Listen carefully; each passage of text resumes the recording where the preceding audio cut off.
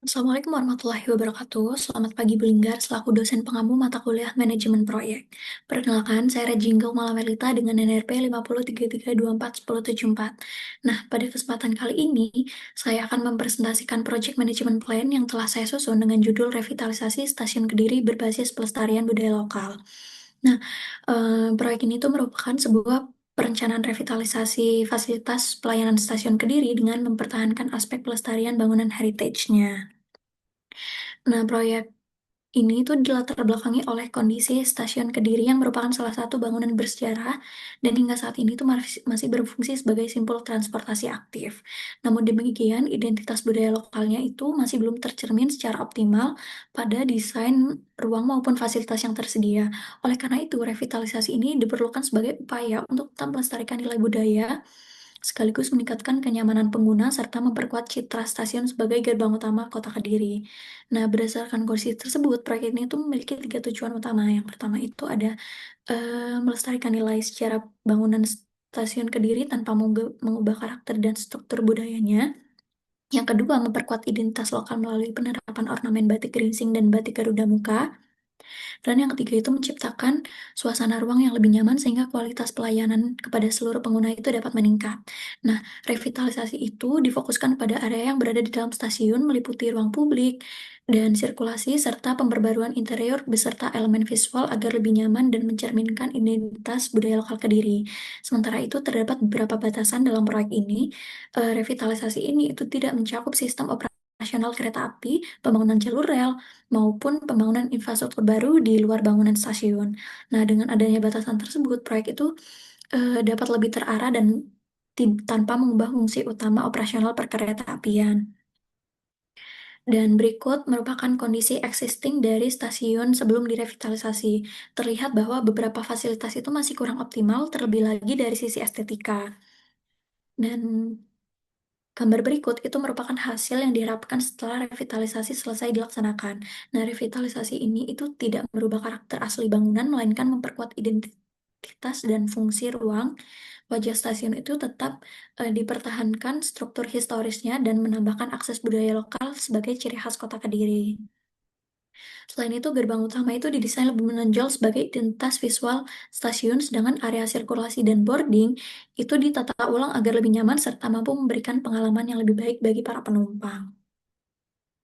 Konsep revitalisasi yang saya usulkan itu juga menggabungkan aspek modernisasi dan pelestarian budaya lokal, sehingga identitas kota Kediri itu dapat diwujudkan melalui penerapan ornamen batik geringsing dan batik Garuda Muka pada elemen interior maupun eksterior, sehingga stasiun itu tidak hanya lebih modern tapi juga memiliki ciri khas daerah. Nah, untuk mendukung keberhasilan proyek itu dibentuk struktur organisasi yang memiliki tugas dan wewenang yang jelas. PT KAI itu sebagai owner yang bertindak sebagai pengambilan keputusan utama, sedangkan project manager itu bertanggung jawab mengkoordinasikan seluruh kegiatan proyek. Selanjutnya, untuk konsultan, kontraktor, vendor, hingga pekerja lapangan itu memiliki peran masing-masing agar pekerjaan dapat diselesaikan sesuai target biaya, mutu, dan waktu yang telah direncanakan.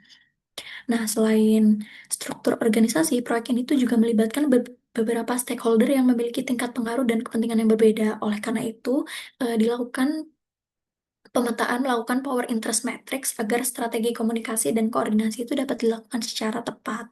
Nah, stakeholder dengan kategori manage close seperti PT KAI, project sponsor, project manager, konsultan, dan kontraktor itu menjadi fokus utama karena memiliki pengaruh dan kepentingan yang tinggi terhadap keberhasilan proyek. Nah, selanjutnya itu ada pula pemerintah kota itu berada pada kategori keep satisfied, sedangkan vendor, subkontraktor, penumpang, pelaku UMKM, serta tenaga outsourcing itu termasuk dalam kategori keep informed karena mereka itu perlu memperoleh informasi secara berkala. Namun, adapun masyarakat sekitar itu berada pada kategori monitor sehingga cukup dipantau terkait dampak pelaksanaan proyeknya. Selanjutnya, setelah mengidentifikasi stakeholder, langkah berikutnya adalah menyusun WBS. Nah, WBS itu membagi proyek menjadi beberapa paket pekerjaan utama mulai dari persiapan, revitalisasi fasad, interior, dan boarding, mekanikal, elektrikal, hingga finishing dan serah terima. Nah, pembagian ini itu memudahkan penyusunan jadwal, estimasi biaya, pengalokasian sumber daya, serta pengendalian proses selama pelaksanaan proyek berlangsung. Setelah ruang lingkup pekerjaan ditentukan, langkah berikutnya adalah menyusun estimasi biaya proyek melalui cost breakdown structure. Nah, total investasi yang telah diperhitungkan ternyata dibutuhkan sebesar 3,5 miliar yang dialokasikan untuk tenaga kerja, material, peralatan, operasional, vendor, serta dana kontingensi. Nah, komponen biaya terbesar itu dapat dilihat dari persentase ini, itu ada di tenaga kerja dan material karena keduanya itu menjadi faktor utama dalam pelaksanaan revitalisasi.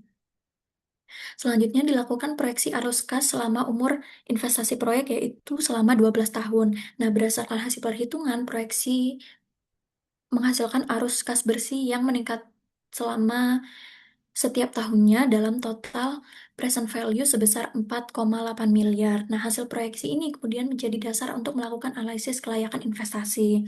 Nah, di sini kelayakan investasi itu menggunakan 5 indikator yaitu net present value, internal rate of return, benefit cost ratio, dan profitability index serta payback period. Nah, perhitungan NPV itu sebenarnya dilakukan selama 12 tahun umur operasional proyek. Namun pada slide ini hanya ditampilkan sebagian agar lebih mudah dibaca dan berdasarkan hasil perhitungan diperoleh NPV itu sebesar 579 juta dan bernilai positif. IRR itu sebesar 25,2% yang lebih tinggi dari tingkat diskonto 8%, BCR dan PI itu lebih besar dari satu serta payback periodnya itu selama 3,34 tahun yang lebih cepat dibandingkan umur proyek. Berdasarkan kelima indikator tersebut, itu dapat disimpulkan bahwa proyek revitalisasi stadion itu layak dilakukan karena mampu memberikan manfaat ekonomi yang lebih besar dibandingkan biaya investasinya.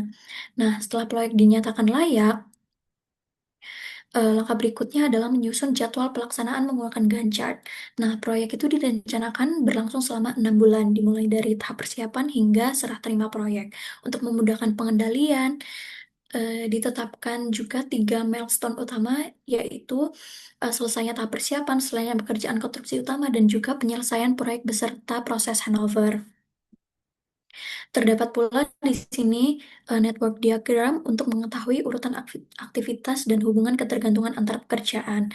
Nah, dari analisis tersebut diperoleh critical path-nya, yaitu rangkaian aktivitas yang menentukan total durasi proyek. Artinya, apabila salah satu proyek pada jalur kritis ini mengalami keterlambatan, maka penyelesaian proyek secara keseluruhan itu juga ikut terhambat. Nah, oleh karena itu, aktivitas pada jalur kritis ini menjadi prioritas utama dalam proses pengawasan dan pengendalian proyek. Oke, nah di tahap ini tuh dilakukan pengalokasian sumber daya untuk setiap aktivitas proyek, mulai dari tenaga kerja, material, peralatan, anggaran, hingga vendor yang terlibat. Nah, melalui outsourcing scheduling ini dapat diketahui aktivitas mana yang membutuhkan sumber daya terbesar dan memiliki pengaruh signifikan terhadap jadwal proyek. Informasi ini kemudian menjadi dasar dalam menentukan aktivitas yang paling memungkinkan untuk dilakukan percepatan apabila terjadi keterlambatan.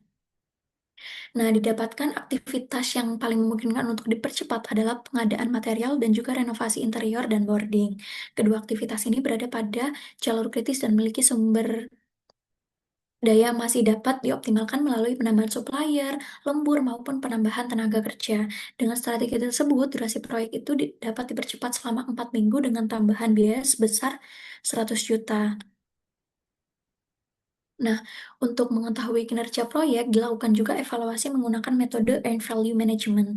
Hasil perhitungan itu menunjukkan SV dan CV itu bernilai positif, yang berarti proyek itu berjalan lebih cepat dari jadwal dan penggunaan anggaran itu masih efisien. Hasil tersebut itu didukung juga oleh nilai SPI sebesar 1,6 dan JPI sebesar 1,2.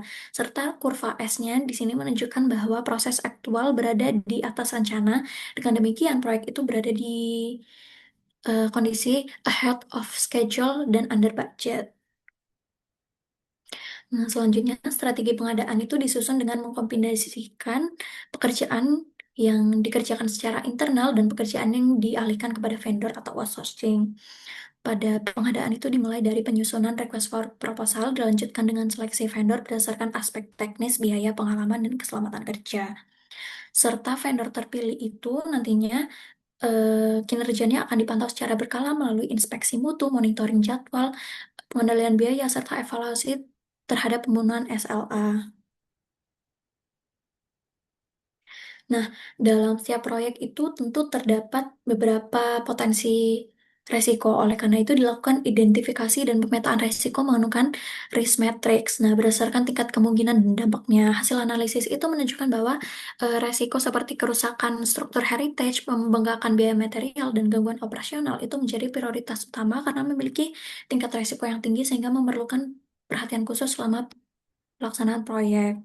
Nah, setelah resiko diidentifikasi, langkah berikutnya adalah menentukan strategi mitigasinya. Jadi, setiap resiko itu memiliki penanganan yang berbeda-beda dan berikut itu telah dipetakan strategi mitigasi sesuai resiko masing-masing. Di sini ada pengendalian proyek yang dilakukan melalui monitoring terhadap aspek waktu, biaya, mutu, dan resiko. Pengendalian itu dilakukan secara berkala melalui rapat mingguan, inspeksi lapangan, evaluasi kinerja vendor, serta pemantauan indikator seperti SPI, CPI, dan juga kurva S. Dengan proses monitoring yang konsisten, itu setiap penyimpangan itu dapat segera diidentifikasi dan ditindaklanjuti agar proyek itu dapat berjalan sesuai rencana. Nah, sebagai penutup, dapat disimpulkan bahwa perencanaan revitalisasi stasiun Kediri itu telah disusun secara komprehensif, mulai dari ruang lingkup, penjadwalan, estimasi biaya, hingga strategi pengendalian proyek. Nah, berdasarkan hasil analisis finansial, proyek itu dinyatakan layak untuk dilaksanakan karena seluruh indikator investasi itu memenuhi kriteria dan kedepannya pengawasan terhadap vendor, penerapan manajemen risiko secara konsisten, serta pengembangan konsep Smart Station itu dapat diharapkan dapat semakin meningkatkan kualitas pelayanan dan nilai ekonomis stasiun Kediri.